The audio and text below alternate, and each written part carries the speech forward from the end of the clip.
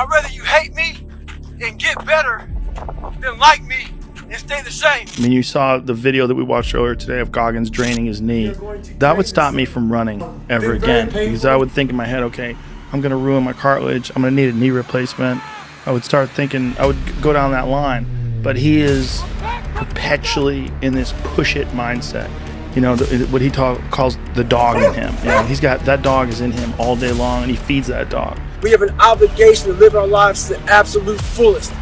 Life is one big tug of war, and you don't win that tug of war by pushing the rope. You have to pull that motherfucker. And a lot of times you have to pull yourself through life. This morning, I did not want to get up, so I had to pull my ass out of fucking bed. But guess what? The more and more I got into that run, each fucking step into that run, I started gaining more and more confidence. We think that we're working our ass off, working hard. You know, we've been working out hard in the gym for a month, but we haven't seen any results. So we get all fucking down and poopy pants and shit. You study for 30 minutes for a fucking test, and you didn't do as well as you thought. What the fuck did you expect? You're not putting in the work. You have to do more. You gotta stop telling yourself that you're doing enough. In life, it's never enough until you feel this overwhelming feeling of shit, man. I'm out working the crowd. I'm out working everybody. I'm doing more. It's not until then, once you get there, that's when you fucking know you've done enough. I am going to win. I am going to battle, and I am going to fight, and I am going to use every tool I have to crush my enemy. But to gain that fucking confidence, you have to fucking be willing to pull yourself out of bed, pull yourself out of a funk, pull yourself out of whatever the fuck life is throwing at you to gain that confidence. By the fucking time the run was over, I was like, fuck you, motherfucker. I once again beat your ass. You gotta be willing to find the confidence. Stay in the fight, stay in the war, stay in the battle, armor your mind. Being aggressive. That means you are ready to attack. What it does mean is that you are going to get after it. You are going to move fast. You are going to think fast. You are going to outthink and outmaneuver the enemy. I'll tell you this, I started really realizing that when I started overcoming myself. I started getting around these real alpha males, these hard men. And I always put people way above me when I was growing up. Like, my God, they had to have a lot more than me to get to where they're at. And a lot of them did.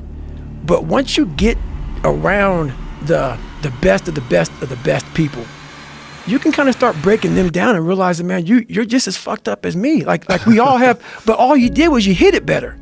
So many people, before I give them a workout plan, they're talking about recovery. Everybody that hears me speak, they want to go straight to recovery. Work out first. Work out first before you talk to me about recovery. How to recover, yeah. Work out first.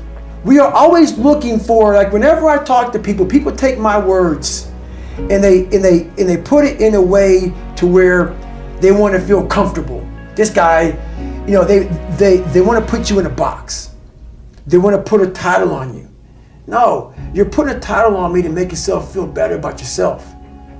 If you read this book of mine and you see where I came from, this person was not built. This person was not made by God. Mm-hmm. This person was built. I made this person. I made this person by diving into the insecurities that life gave me. Because now they're yours. They're yours to own. If you're not smart, call yourself dumb. It's okay, because you are. But take that not as you're putting yourself down. If you're fat, call yourself fat. I used to be 300 pounds. We want to talk so soft to ourselves. We're looking for that recovery day. And that recovery day is everything in your life. Everything in your life is a recovery day. We're looking for it. It's not coming. It's not coming. Get over that recovery day. And that's the mentality I took with me. And what happened through that process was all the frivolous things of life started to float away. I used to tell people lies so they would like me. Because I was so insecure. When you start to build yourself up and start to have the one thing that we don't have is confidence. Yep. Real, authentic confidence from hard work. Everything else goes away. You no longer look to other people for your self-esteem. Validation. That's right. You now know. I walk in a room now and I know the hours and years and decades I put into David Goggins. That's something, it's not on the wall. It's not a trophy on the wall. It's not a medal on your neck. It is actually a feeling in your heart. And people go, why don't you ever smile? I don't have to. Yeah, I do have a stoic look on my face. I'm a very focused person. But the feeling I have in my soul and in my heart, that's why I need to smile. Where I got my work ethic from was the hours I had to spend learning this. When you sit down and you're not smart, and you have a disability, and you still want to be in the top of your class, I didn't want to just get by. When I realized that I can learn through hard work, and I can beat the valedictorian in the school, but I got put in 10 hours more a day than he does. You know what kind of strength comes from that? When you're sitting down, that guy that valedictorian studied for an hour, and you know I caught you, and I am dumb. But I have the work ethic to catch you. That's where David Goggins got really invented. Was at a kitchen table with 20 spiral notebooks that were empty. And then 3 months later, they were full. And when you can go through that, I still have them in my storage unit. You go through these spiral notebooks of your life, and you realize, this is how I learned. This is unbelievable. There's no miles. It's not about the miles. It's that.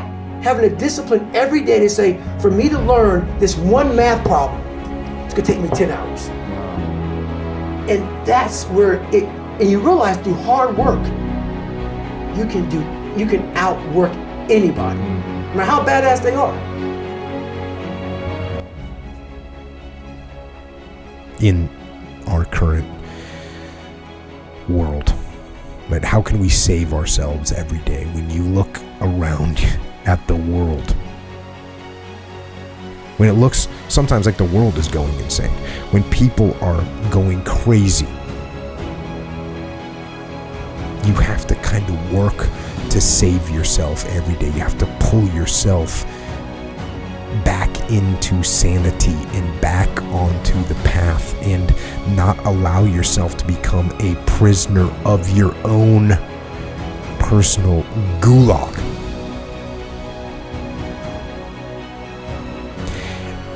And these gulags, these Soviet gulags, if you want to build your own personal gulag in your life, you do it the same way that the Soviets did it. You do it with lies. Lies on top of lies. And the Soviets lied on top of lies to build these gulags. And in your life, if you lie to yourself, if you allow that to happen and you put lies on top of lies, you will build yourself your own personal gulag. So don't allow it.